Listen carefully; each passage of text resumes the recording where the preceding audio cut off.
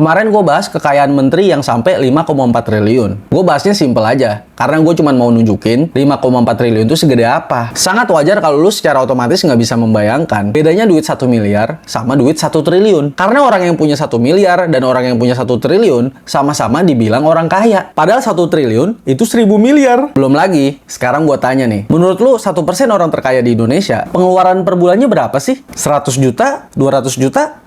Salah. Pengeluaran keluarga 20,7 juta aja itu udah termasuk 1% terkaya di Indonesia. Rata-rata satu keluarga isinya 3-4 orang. Jadi kalau lu nggak punya tanggungan dan pengeluaran lu udah 7 juta per bulan, kemungkinan besar lu udah termasuk 1% orang terkaya di Indonesia. Lu udah lebih kaya dari 99% orang di Indonesia. Balik lagi ke kekayaan menteri. Apakah wajar seorang menteri punya kekayaan 5,4 triliun? Ya kalau lihat bisnisnya sih wajar banget. Tapi tetap aja duit 5,4 triliun kalau dibelanjain 1 miliar sebulan baru akan habis setelah 450 tahun. Bang, itu aset bukan cash. Inflasi tersenyum melihat perhitungan seperti ini. Oke, emang 5,4 triliun itu total kekayaan. 5 triliunnya surat berharga. Seberapa gede sih 5 triliun surat berharga? Pertama kita bahas inflasi. Gua nggak tahu 5 triliun itu komposisinya gimana. Tapi kalau performanya setara indeks harga saham gabungan aja, sebenarnya udah aman dari inflasi. Kedua, kita bahas bagi hasil. Namanya perusahaan, bisa untung, bisa rugi. Orang baru dapat bagi hasil kalau perusahaannya untung. Bagi hasil surat berharga beda-beda. Kita ambil asumsi yang konservatif banget deh. 0,5% udah dikurangin pajak. Surat berharga 5 triliun. Kalau bagi hasilnya setahun 0,5% aja, sebulan udah 2 miliar. Jadi kalau duit cash 5 triliun, dibelanjain sebulan 1 miliar, ratusan tahun baru habis. Tapi kalau surat berharga 5 triliun, dibelanjain sebulan 1 miliar, masih bisa belanja 1 miliar lagi. Makanya kalau lu lihat nasabah prioritas BCA, pakai celana pendek, old money, gayanya sederhana, bagus. Emang harusnya begitu. Karena kalau orang-orang miskin sampai tahu sebenarnya seberapa kaya orang-orang kaya, lu pasti akan lihat di mana-mana penuh huru-hara.